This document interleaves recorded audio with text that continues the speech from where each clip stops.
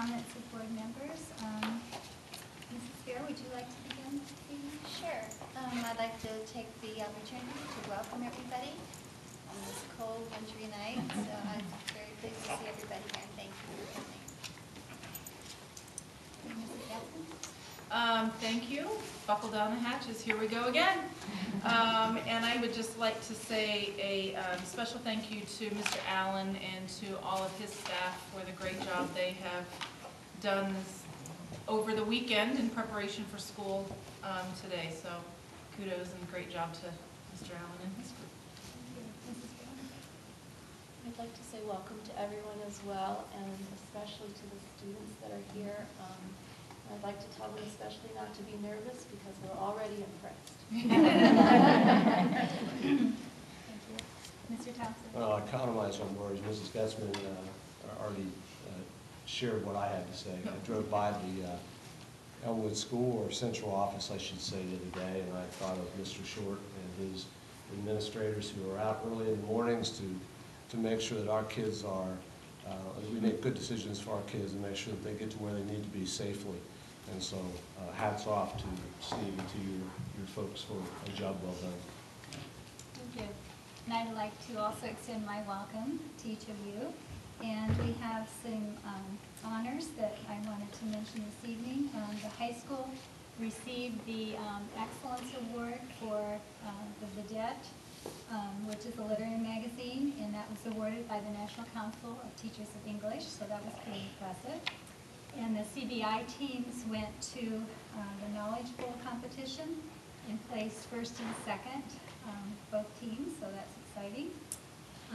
The Mount Vernon football team earned academic All-Ohio honors, and they were one of 6 schools in the state to do so. And I think that's really impressive. I'm just very proud of them.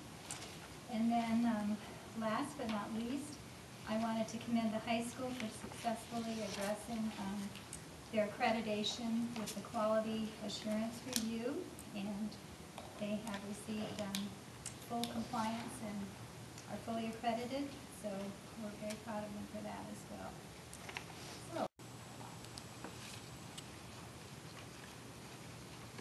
I move that we approve it. Mr. Thompson, is there a second? I'll second. Okay, Mrs. Fair. And are there questions or comments? I just have a comment that I would like to make to the board and to those in attendance, and that it is vital to the welfare of our kids.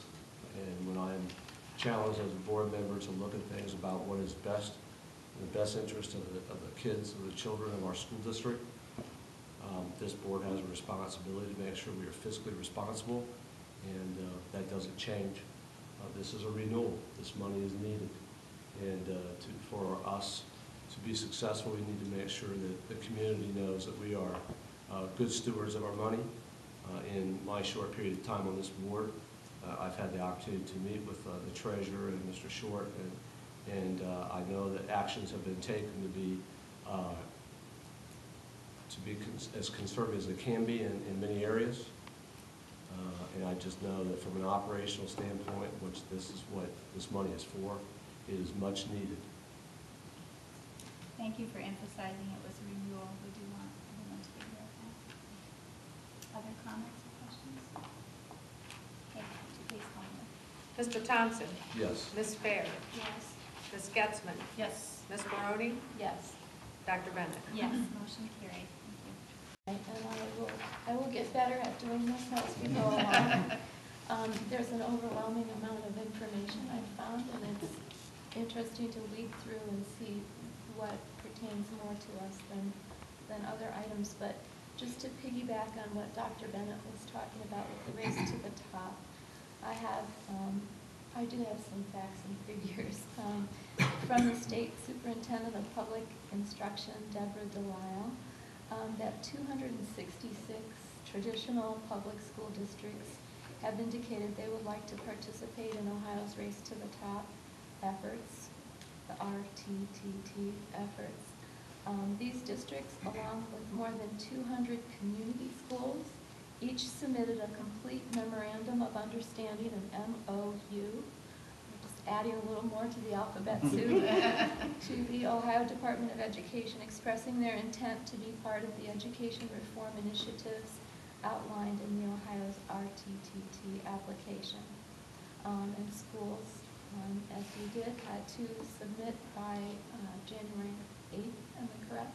Okay. And include signatures of the superintendent, board president, and teachers union president. And the award announcements are expected in early April. So just that little tidbit about RTTT. Thank you. In April, the state will know, Ohio will know if it has received its money. We will get money based on a percentage, based on what the state gets. If the state gets $200 million, we have the opportunity to have somewhere close to $350,000. If it goes to $400 million, we would have the opportunity for $700,000. And that would be, again, working towards, it would not replace the general fund money needed. It would be part of providing that program and providing that service to kids. So the exciting part, I mean, when you take a look at this and the Race to the Top money, and you take a look at the PEP grant, and you take a look at those different types of funds, we are, like I said before, trying to find those grants, trying to find those things to provide opportunities for our kids. So, just to add on.